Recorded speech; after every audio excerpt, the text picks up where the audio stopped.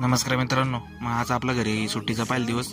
आज जायचं डॉक्टरच्या अपॉइंटमेंट होती दुपारी. मग जायचं होतं आपल्याला. लगेच दाताड बिताड घासायला गेलो, दात बीत घासले, किचनमध्ये आलो तर काकी चपात्या करत होती. लगेच चहा घेतला म्हणलं, लगेच चहा घ्या. मग लगेच शेडकर गेलो मागं, कोंबड्या पाहिल्या म्हणलं सोडायला. मम्मी म्हणे नको सोडू, अंडे पाय दिले तर रात्री दिलेले राहत्या. मग काय बसलो तिकडं पाहिलं, पण मम्मी म्हणे नको सोडू, लगेच लई थंडी म्हणे. परत मग ते गारट्याचे सरदे होते त्यांना.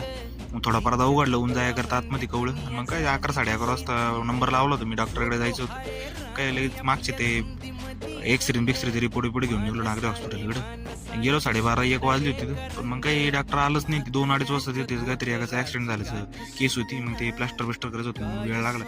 आलो होतो गोळ्या वेळ्या घेऊन लगेच घरी आलो.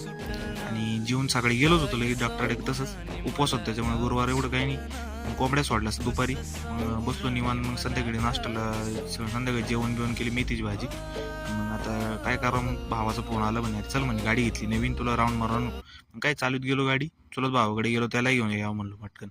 गाडीची टेस्ट ड्राईव्ह घ्यायला गेलो होतो. टाटाची नेक्सॉन घेतली तिने. म्हणलं ठीक आहे, गेलो त्याच्या घरी, त्याला आवाज दिला. मग चला भेटून